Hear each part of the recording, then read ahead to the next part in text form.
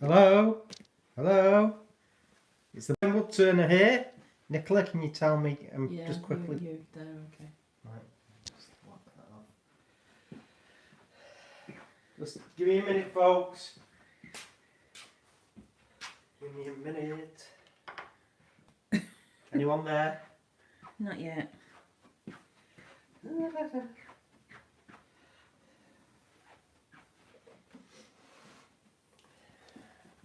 one person on. Not sure who it is yet.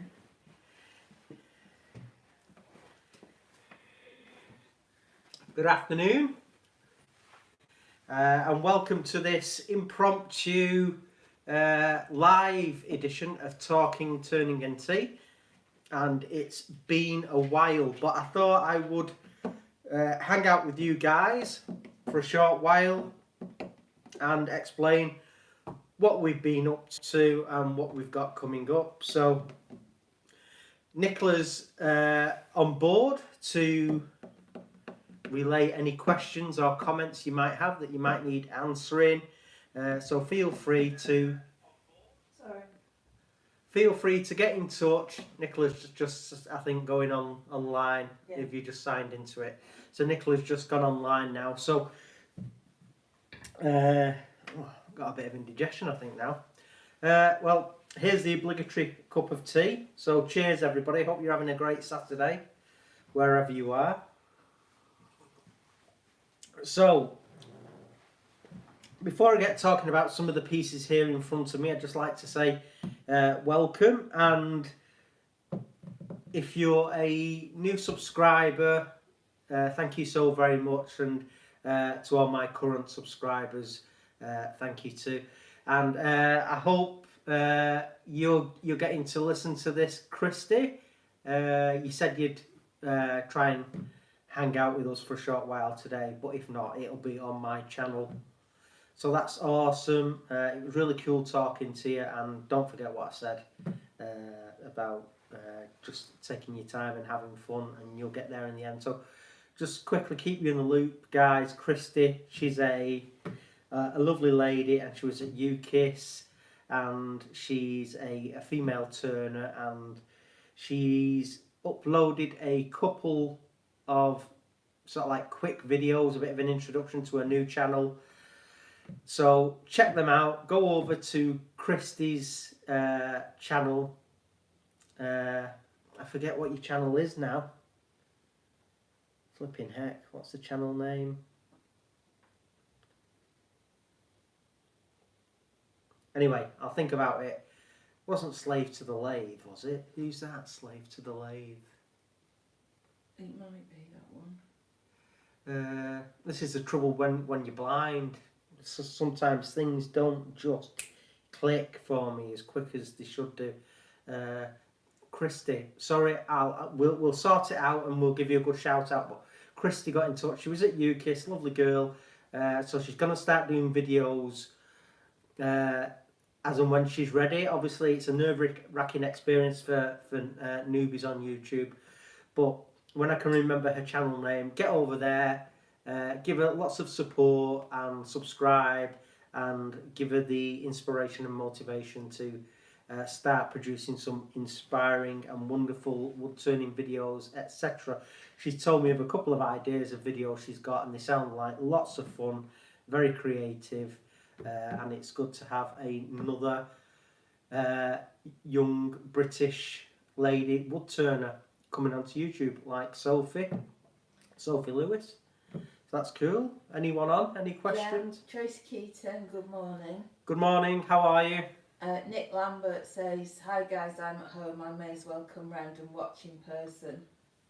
Yeah, come round. Nick Lambert, he lives just over if you went across our back garden, the next road, Langdale I think it's called, isn't it?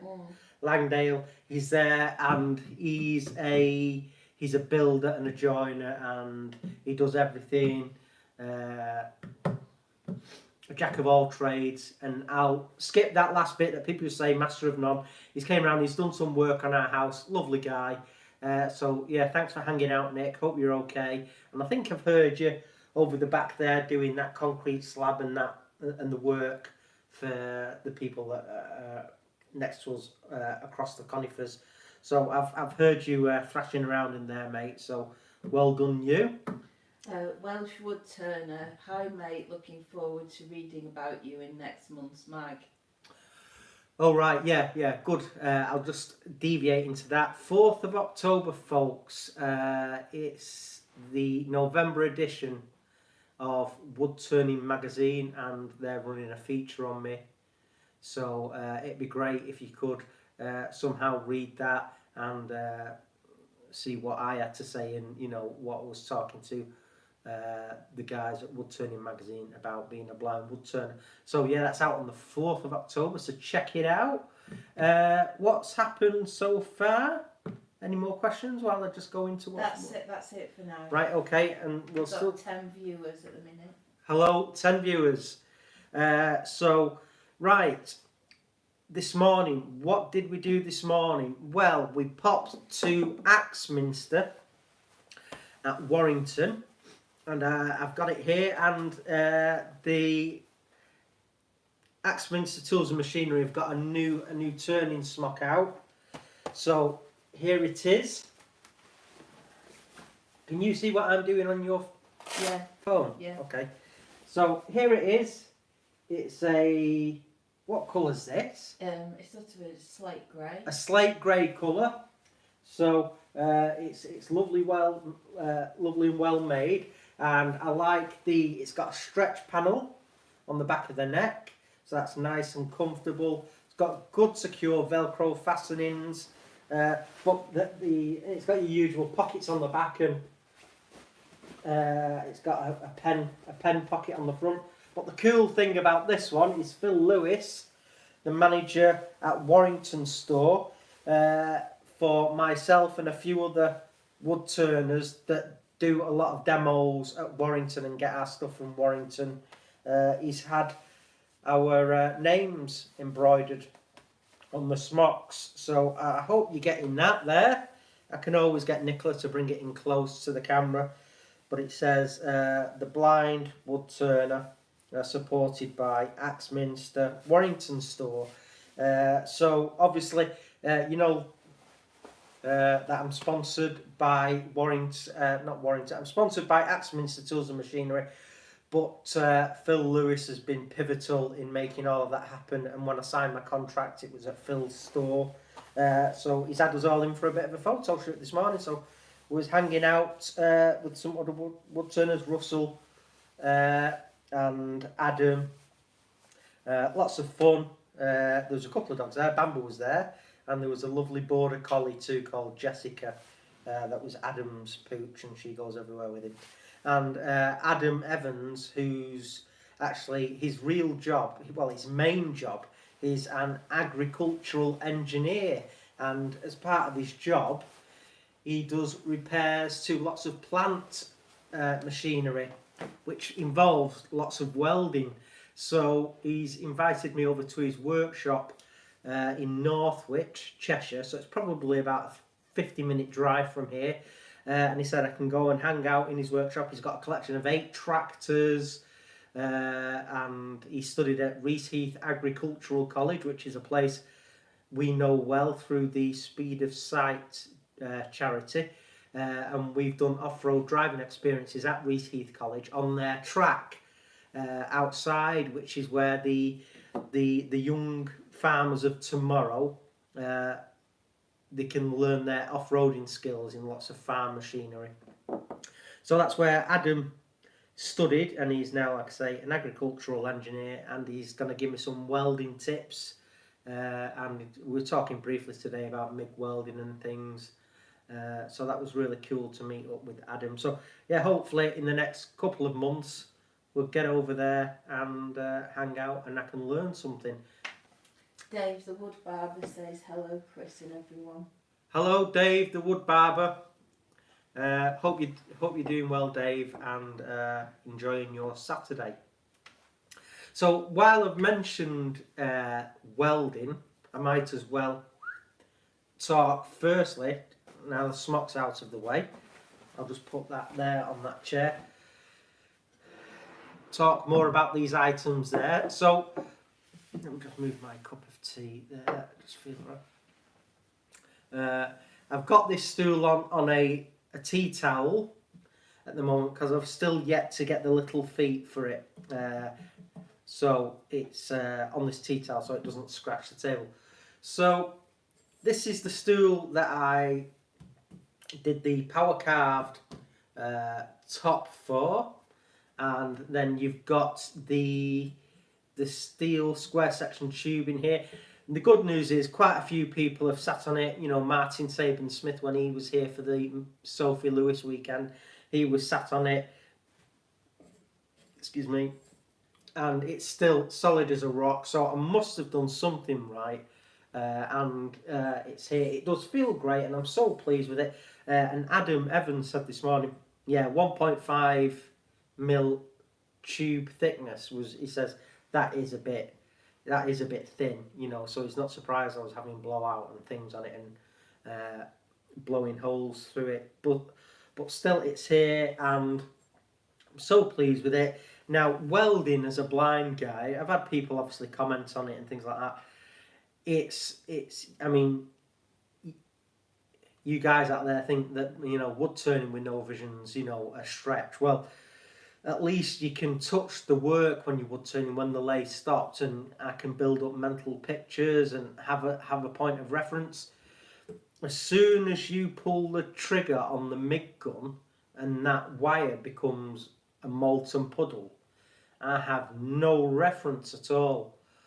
Not only can I not see it, but I cannot feel what the tip of the gun's doing, unlike a wood turning chisel or gouge or whatever. That's touching the wood and I'm getting immediate feedback and information. With this, I'm not. The only information I'm getting is that ubiquitous sizzling bacon sound that everyone talks about, which is a great indicator that I've got the heat right and the wire speed right. But it's really weird. I mean, obviously, I'm not suggesting that you welders out there go out there and close your eyes and do it. But if you want to, have a go. And if you're time served and experienced at it, of course you're going to do a better job than I can.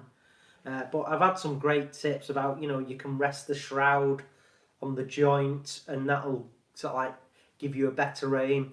But, you know, the blinds still drift. And Adam was saying that, you know, sighted welders, they drift as well from time to time. So that was encouraging. But overall, super pleased. This has got on and off a month's effort in it for me. So, but if you condensed all that time spent on it together, it's probably be about a week. Now, I know that back in the old days with sight, even as a noob, you know, I could probably have done this from start to finish in a couple of days. So again, you know, it's just the extra amount of time that things take me, but completely doable and lots of fun, lots and lots of fun. And it's here and it's completely solid. No cracks. It doesn't make any noises. I still love the feel of it. It's very tactile, and the rust effect paint that went on it, it feels like real rust, and it becomes rough and quite harsh to the touch, which was really cool. I like that. It isn't just a colour match. It also feels the same. And this wood, I can't remember what piece of wood this was, whether or not it was a piece of beech or maple. I honestly don't know. But if I just do that, so you can see the top again. Tracy Keaton says, I think it's a beautiful stool. Thank you, Tracy. And Dave the Wood Barber says, regardless, Chris, you are doing fantastic. Well, thank you very much, guys. And these words that you give me, and, you know, messages of encouragement and things like that, you know, I've said it before, they mean the world to me. And it's everything that's said to me, everything that's positive, even, you know, constructive criticism, it means a lot to me, especially someone in my situation. It means so much more to me when someone says you're doing a great job, and can I just love the video, love the project, but can I just suggest keeping the shroud of your MIG gun in contact? Because to me, you know, I'm thinking, well, is it not going to stick or damage the shroud? But apparently you get away with it. So my next welding project, I'm going to focus more, like it, blind joke, excuse the pun, I'm going to focus more on keeping that shroud touching the joint, and I know the angle about 45 degrees is helpful to you, so I'll try and suss if I can feel that. So that's cool, but she's there and it's great to sit on, and the fact that it slopes, which was intentional, it slopes, and you have to, where's the split? The split's there, so it's actually more comfortable if, rather than you just have that split in between the middle of your legs, you sit on it a bit skewed, and it's very comfortable that way, which I like. I wanted it to be quirky and unique, which is really awesome. So I'm very happy with that, very happy. And again, it just highlights to you people out there that there is nothing stopping anybody doing anything.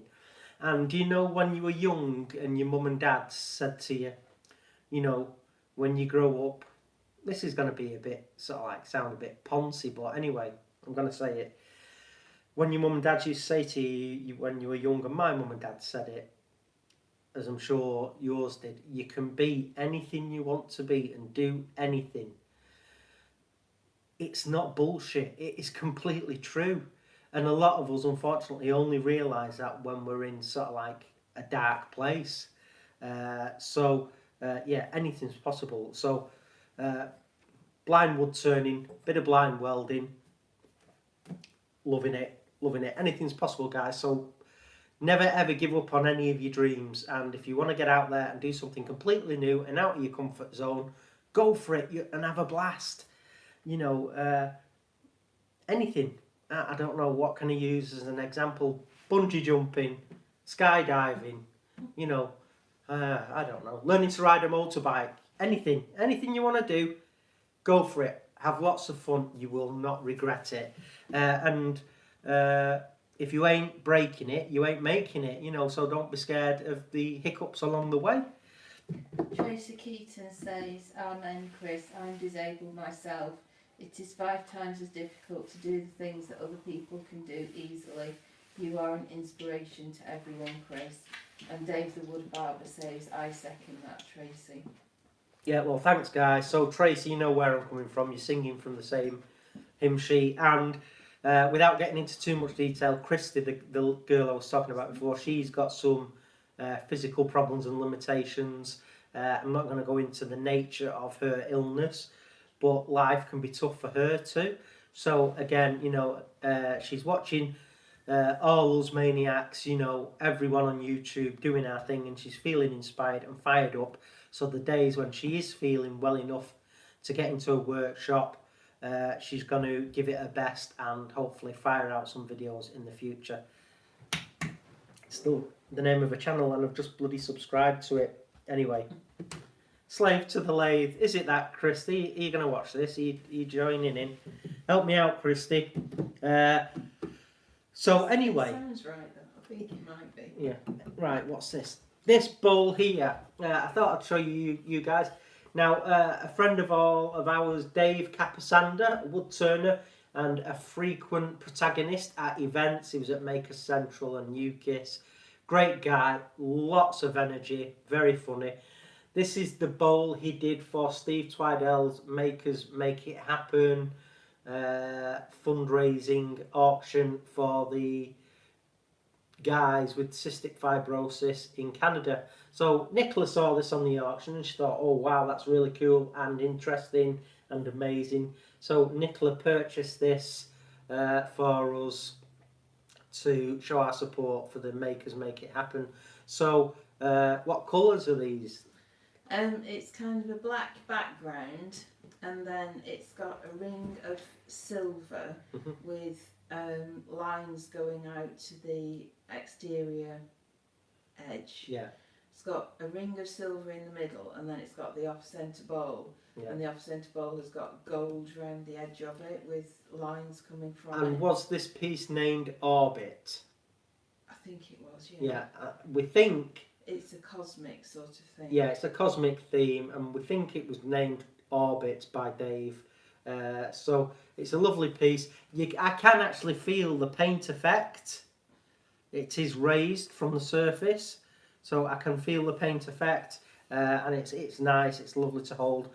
Very well turned. A bit of off-centre bowl turning as well, so some good skill levels there. Nice little foot underneath. So awesome. So Nicola loved it. She fell in love with it on the auction and bid on it and won it. So thank you very much, Dave. It's a great piece, and that's obviously a keeper for us.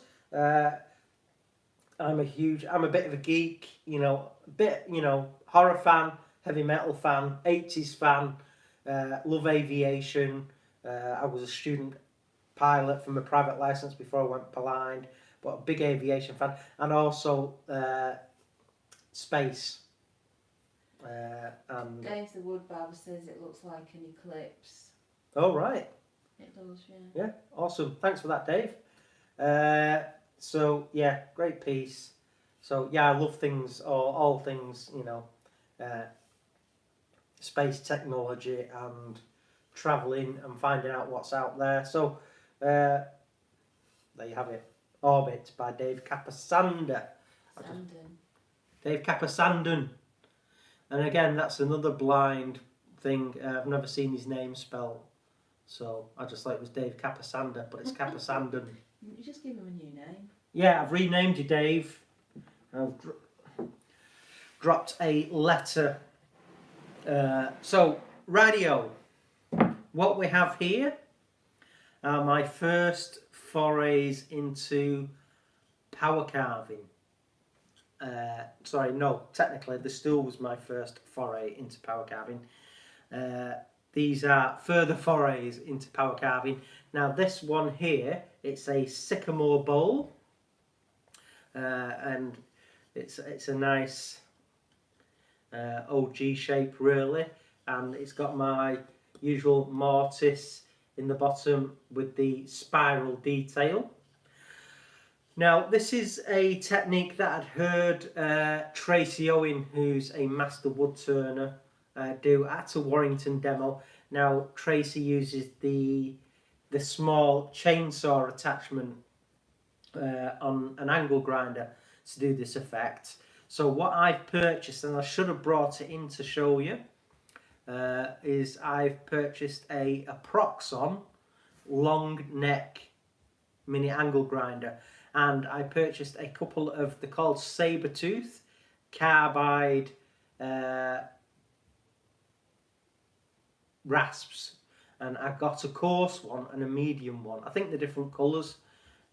So I used the Proxon to power carve this effect. Now it feels very Jurassic, and it's a lovely feeling. Now I'd listened to Tracy Owen do this a few times now. If you've not heard the name Tracy Owen before, he's a fantastic wood turner, again from Northwich in Cheshire, that 50-minute drive away from here.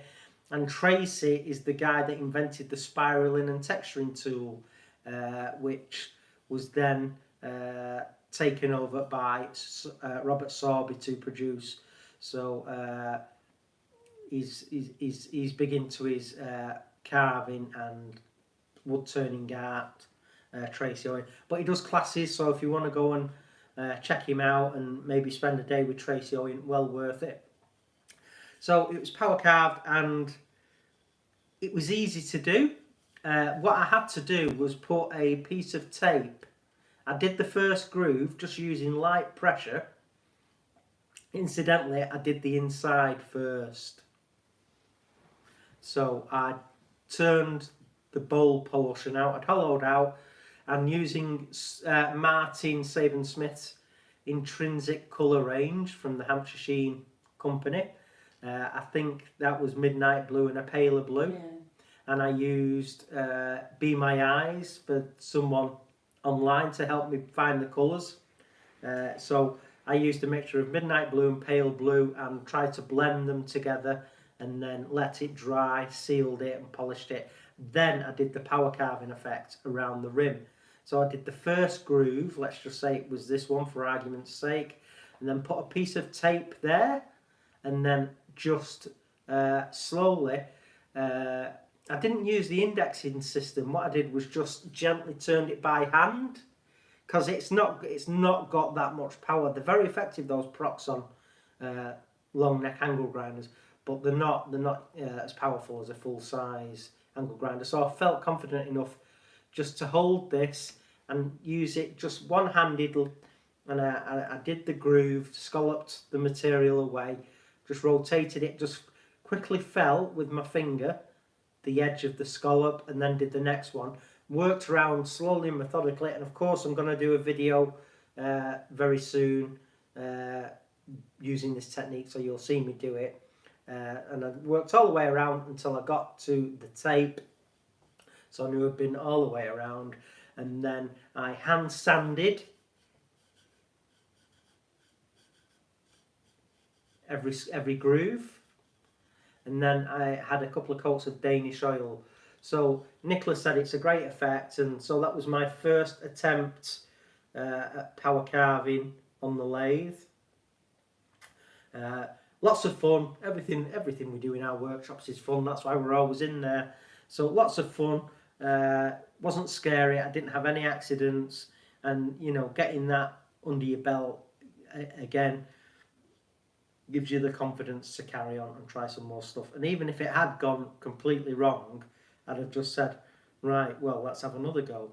And you just keep going until you've got it all squared away. So that was Sycamore, and then what I did then was I had an off-cut, and now this is rippled maple. It's rippled maple. Need more tea. Hold on, I need to drink more tea. Oh my god, I'm saying mippled maple. Oh, that does sound pretty cool. So this is rippled maple, an offcut of a board.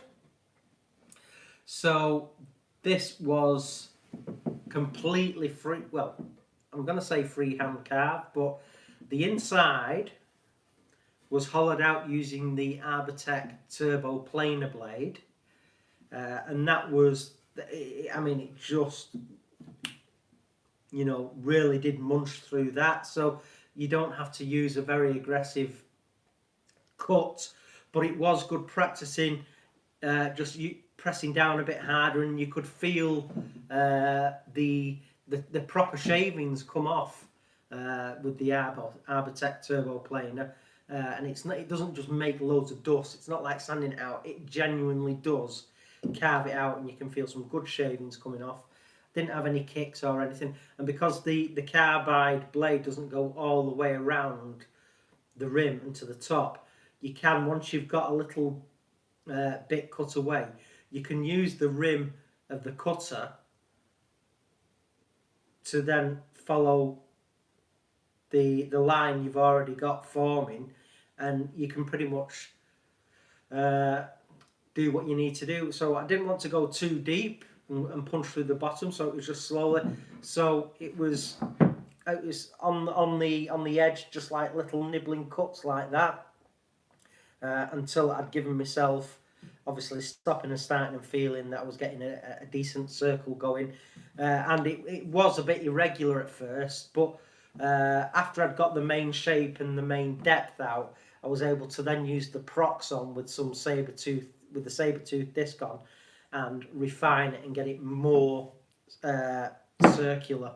So that was cool. And then I did the same scalloping effect, because I thought, well, it's such a great effect and it works so well on that Sycamore bowl. I had to go around the outside, and again went all the way around the outside, put a piece of tape where I'd started, went around, hand sanded it through a couple of grits. Didn't want to go too super smooth, because I wanted it to resemble, again, a fossil that has come from the Jurassic coast on the south coast of England, Devon and Dorset. You get a lot of fossils there, that's why it's called the Jurassic coast. and I didn't want it too smooth. I wanted it to feel natural and organic and ancient. It's not massively heavy, but it's a decent lump of timber. And then it had some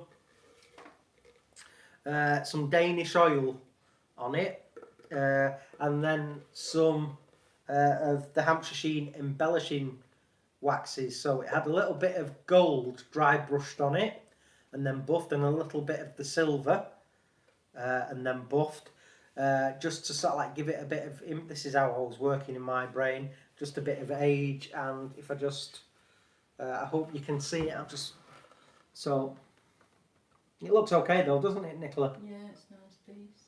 So it's, I suppose technically it's food safe because it's got the food safe Danish oil on.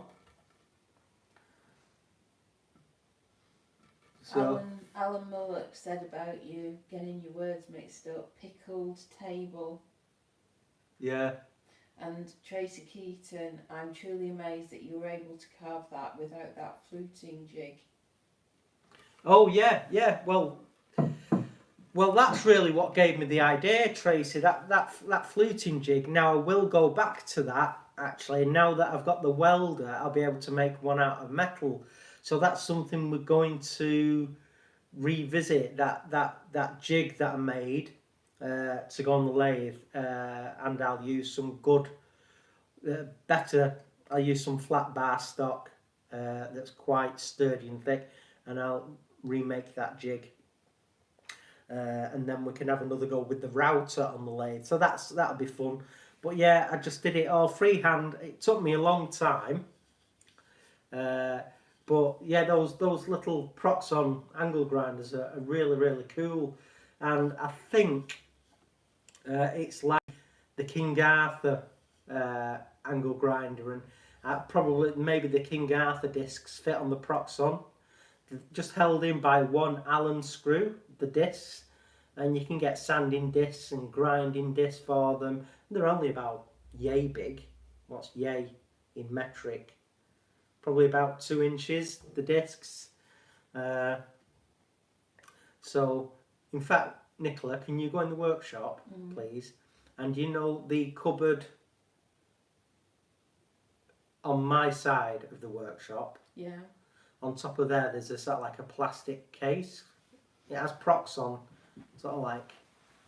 And if you bring that in, I'll be able to show people that. Okay. So Nicola's just going to, my wonderful assistant, she is going to get the long neck mini grinder. If any of you out there haven't seen, so she'll be back in a minute. So yeah, I just took my time. And obviously, in this effect would work on much bigger pieces, and by holding the angle grinder at different angles, using different wheels, and approaching the work differently, you get different effects. And I don't know what effect you'd get if the bowl was spinning. Now there's a thought. If the bowl was spinning and then you hit it with one of these Saber-Tooth Carbide discs, that would be pretty cool. So yeah, it's lots of fun, and it's not intimidating. Some of these tools and things, they look scary, and you think they might be scary, but they're not. The tool manufacturers really seem to be getting user friendliness built into them. Obviously, things like a chainsaw, you know, it's just a different league, that. But a lot of these things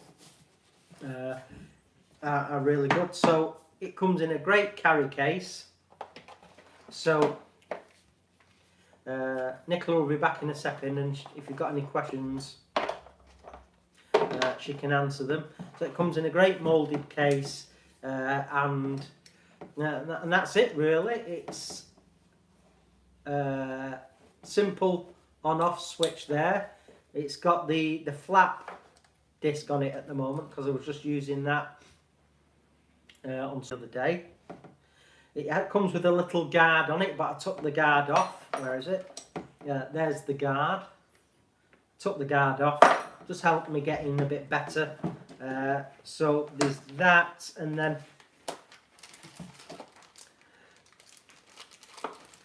I will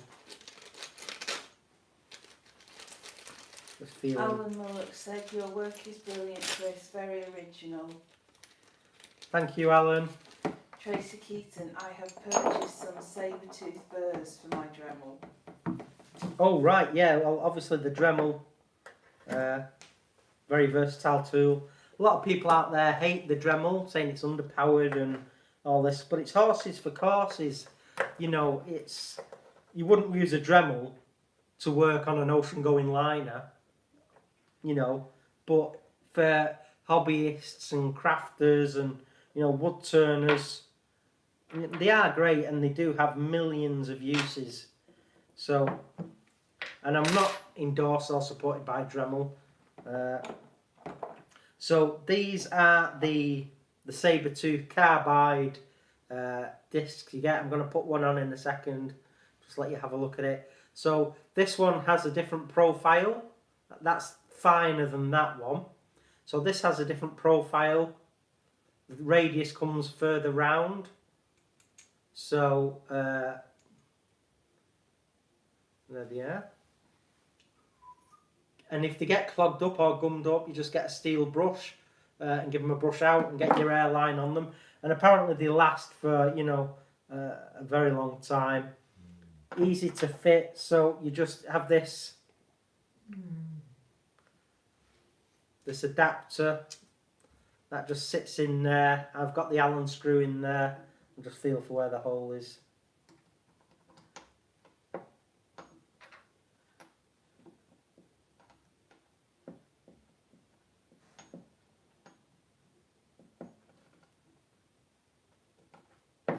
And then it has the button to lock the spindle just while you tighten that up. So there you have it. So it's as simple as that. It's literally a 15-second procedure to change your discs and Saber-Tooth. So basically, I don't know what speed range it has, but you just hold it. It's no weight in it at all. It's very light. So I just started carving the rim. Now, initially I thought, oh yeah, I'll keep them nice and straight, but after a couple of grooves, I sort of like, oh right, well it's beginning to spiral, and I thought, well, I'm just going to keep on going with that and work all the way around. So it ended up again being fluid and organic and not 100% symmetrical all the way around. So yeah, great tool. I can't remember how much it was, but well worth it. German engineering, very quiet, very light, ergonomic. It's got a little hoop there if you want to hang it in the workshop, but it's perfectly fine in this blow molded case, and it keeps it all free from all the dust and bits while you're turning. So really cool bit of kit. So I've been giving that some hammer of late. So that's cool. So power carving using both the Proxon long neck angle grinder and the turbo planer blade from Arbortech. So got to put that in there. You like Bamba? Alan says, if at first you don't succeed, call it a design change. That's right. Yeah, if at first you don't succeed, yeah, put the kettle on and call it a design change. Wise words indeed. What else has been happening? I've just had an order, we're about to have an order from somewhere. I was doing some motivational speaking just over a week ago. Yeah. They're about to order 50 Keyrings. So Christmas. for Christmas, and what that's for, they were a group of independent financial advisors in the city centre of Manchester, and I went and did some motivational speaking. Took a couple here, I've put them to one side to show you. I took some Keyring samples. Tracy says, I'm so glad to see Bamba. Yeah, he's always ever present. So I did some Keyrings, the samples, took them in, and they want wooden ones, not acrylic ones, don't they? I think. Yeah. Wooden ones. So she saw these, and these are going to be just little gifts for people and clients of the financial advisor company. I can't remember the name of the company. St James's Place. Oh, St James's Place in Manchester. So yeah, I had a great chat, and there was another speaker on that day, Jack Massey, who's a professional cruiserweight boxer, and St James's Place sponsor him, and he's undefeated. Yeah. And I think he's called One Smack Jack because he's got Good left hook. a good left hook. So Nicola's a huge fan of boxing and things. So I think Nicola's going to get round and go and watch one of his fights. Probably before Christmas, I think. They're going to try and get some tickets for Nicola. So Keyrings, an order for 50 Keyrings. Oh, Alan wants a closer look at the Keyrings. Okay. There you go, Nicola. There is an acrylic one in there as well that I took just as a sample.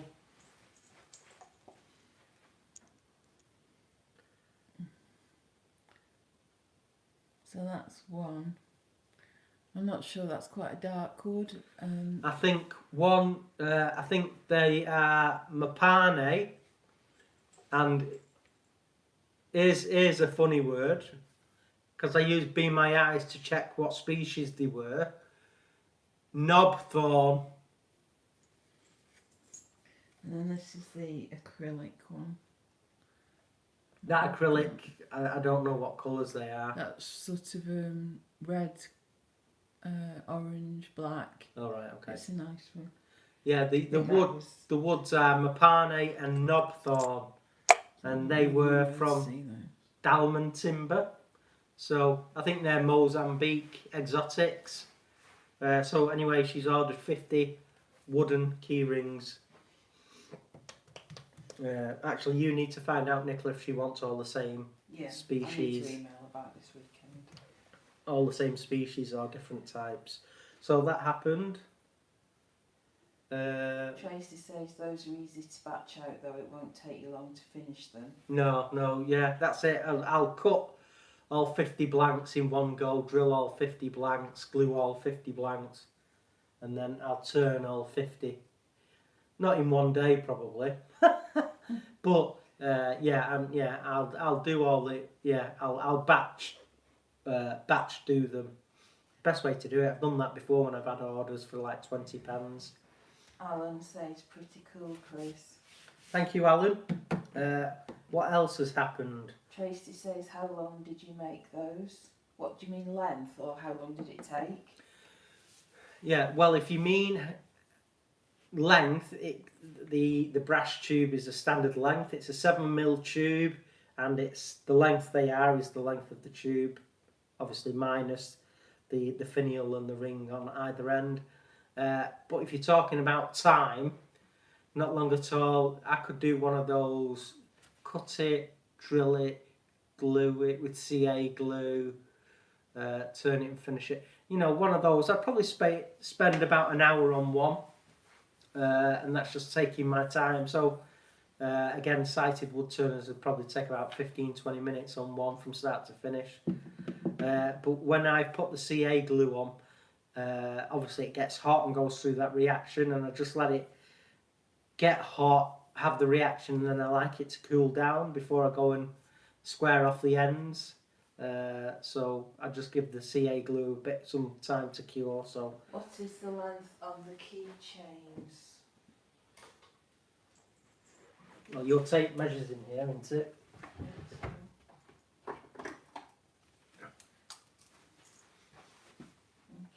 Just 1 minute, folks. Nicola's going to measure them. So the wood is about 2¼ inches. Messages. Wagger. Can you look at this and will it do? Attachment. Yeah, will do, Wagger. So yeah, the wood's 2¼ and then the whole length from the top of the ring to the bottom is just over 3½ inches. Right, so the entire thing's 3½ inches. So that's about 80mm in its entirety, and the wood portion was about 2½. Yeah, 2 Yeah. and a quarter, I think. 2 1/4, so about 55-60 mil for the wood. So between 2.5 and 3.5 inches all told. So not massively long, but yeah, they're easy to do and nice little stocking fillers. 10 carat gold plated on them, so it's got a nice bit of bling. And they also do a chrome one, Craft Pro kits. Them. So yeah, nice and easy, simple to turn. So if you fancy doing a couple of keyrings, yeah, get hold of a couple and get some fired out. Quite a cute little thing. Nicola's got a couple, haven't you? And they're quite a nice bit of heft to them as well. Yeah. Definitely don't feel cheap and, like they're going to fall apart within 5 minutes. There's some quality there with them and weight. What else has happened? Well, Wednesday afternoon of the week just gone, I had a lovely lady, Shara, from BBC Online, and she spent Wednesday afternoon and all day Thursday here doing a piece on me for BBC Online. So that was great fun. You'll be able to see that story when it goes live on BBC Online, and we'll post as soon as we know that it's edited and gone live. We'll let you know. But she's a freelance journalist and storyteller, as she likes to be called, and the BBC commissioned her to do a piece for their website. So that was cool, hanging out with a sweet girl, and thousands and thousands of pounds worth of camera gear and lighting and remote mics, and it's a lot of fun. And she took us out for our dinner on Wednesday night. Lovely, lovely girl. So that was fun. Shara, she came up on the train from London and spent a day and a half with us. So that was BBC Online. So that's coming soon. Tracy says, I'd love to know about it ahead of time. Often it doesn't happen like that. We usually see things online before we get told it's online. Yeah. But as soon as it goes up, we'll share it. Yeah, unfortunately, the media, by the nature of sort of like breaking news and things like that, told a date when your story is going to go live, or either on the TV or online, and then something catastrophic will happen, and then everything stops to cover this breaking news. So it's happened to us a few times. Yeah, you're going to be featured on such and such a date and time, and then nothing happens, and then before you know it, you stumble across the piece on you by complete accident. So it just happens a lot in TV and media and stuff. So what else do I need to discuss? Discuss the big event, shall I? Can I? Yeah. For those of you that don't know, and it's partly a reason for why I'm doing a live video and I've not had time to record and film one this week, for which I apologise, but it was partly due to the BBC being here, so I was busy doing that. And secondly, Nicola and I get married next Thursday. So as you can appreciate, there's lots and lots to do regarding a marriage. So not long now. How many days? 6. 6 days. So yeah, we get married next Thursday at Horton Tower, which is a castle about 5-10 minutes away from here, and it's going to be a lot of fun. So obviously lots and lots to sort out, the catering and the guests, and you know what it's like, the cake and balloons, and so I apologise in advance, there probably won't be a video next week. And also my mum and dad are coming over. They live in Cyprus, and they live in a town called Paphos in Cyprus. A lovely place, lots and lots of people go there on holiday from the UK and all over Europe and the world. Lovely, lovely country, very hot. So yeah, me, mum and dad are coming over for the wedding. They fly in early hours next Tuesday morning, and it's their 25th wedding anniversary. My first father sadly passed away in 1991. So after my father had died, my mum met John and remarried. But they've been married 25 years, so it's sort of like a joint celebration. Nicola and I getting married and their 25th anniversary. So they're coming over to the UK to get rained on for 10 days and come and see us and hang out and be at the wedding. And they're looking forward to meeting all the family again, my mum and stuff. And my mum's looking forward to meeting Bamba. She's a big, huge dog lover, my mum. Alan says, congrats to you both. Tracy says, I'm so glad for the both of you. Many blessings to you as you move forward with your lives. Thank you very much, guys. Thank you very much indeed. Alan says, good reason to tie a few on then. Yeah, tie a few on. Yeah. I don't know what that means. Tie a few on. What do you mean? What does that mean? That expression is escaping me at the minute. Tracy just celebrated their 24th wedding anniversary. Congratulations. Oh yeah, well done, mate. Yeah. Yeah, congratulations back to you. Well, I think that's everything, isn't it? That's pretty much you're up to speed, really, folks. Drink loads, he says. Oh, drink loads. Yeah, that'll be carnage. So, a few days after we get married, I'm travelling to Mould, which is a place just as you get into Wales, really. And it's the day my mum and dad go back to Cyprus, isn't it? Yeah. So yeah, I've got a demonstration, a wood turning demo the week after we get married. So it's a bit hard to get away for what you'd call a honeymoon, but hopefully early in October we're going to get away for a few days to the Lake District. Oh, actually, while I think on, the 11th of October I've been invited down to Axminster HQ in Devon. So that's Axminster's head office. They've got obviously a store there. They've got the skills centre where you can go and spend time learning different aspects of making stuff, woodworking and things like that. And they've got the workshops there where a lot of the chucks are made and a lot of the equipment and a lot of stuff is made here in the UK by Axminster.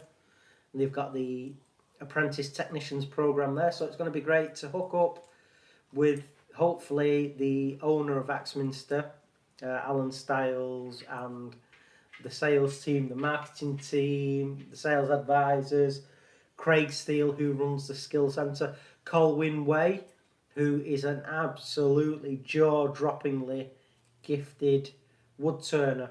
Now, master wood turner is a term used by a lot of people, and with Colwyn, he did serve the full apprenticeship at college, and his time served. So, in the old school term of a master wood turner, you know, being apprenticed and then spending many years as an apprentice wood turner and then becoming a professional, Colwyn is truly a master wood turner, and he's got a lovely accent. He's a great guy. You know, skill levels like you wouldn't believe, and he works for Axminster Tools and Machinery. Obviously, he does a lot of teaching, demonstrations all over the world. He does a lot of product development and is a wealth of knowledge. So it'd be cool to meet Colwyn again. I've met him in person a few times, but it'd be nice to go meet him in his own backyard. Tracy says she's a missus, not a mate. Oh, a missus, not a mate. You know why I've done that? Tracy Owen.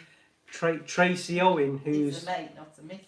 Yeah, Tracy Owen, who we know up here, he's a mate, not a missus. So my brain's just slipped into Tracy Owen mode. 1,000 apologies. So yeah, Tracy, it's funny. Obviously there was John Wayne, who was a Marion, and there was a famous wrestler here in the 70s and 80s called Big Daddy, and he was a Shirley. Yeah. So yeah, we've got a wood turner here, a professional wood turner, a guy and a mate called Tracy. So sorry about that, Tracy. Sorry, sweetheart. Sorry, didn't mean to do that.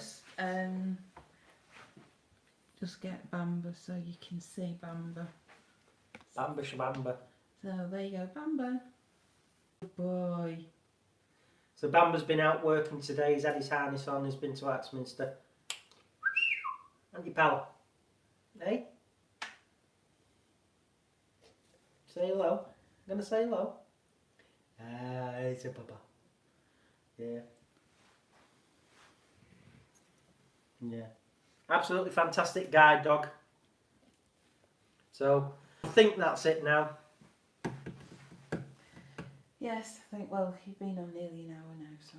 Right, so we are going to sign off, folks, and carry on with the rest of our early evening. So it's been a blast having you here. So if you were us, which some of you were, thank you so very much. Apologies, Tracy, for that little faux pas. And yeah, thanks for hanging out. And for those of you that get to listen to this through the channel at a later date, thanks so very much. And I will be missing in action next week because of the wedding and having family over and friends. So sorry about that. So probably in a couple of weeks' time we'll get something up. We will. So thank you. We sincerely love you all. Thanks for all your support and kind words. Get in your workshops, be inspired, inspire others. Keep on turning, everybody. Big love. Woohoo! Finish. Button. Finish. It's, hang on, I'll have to move the camera, that's it.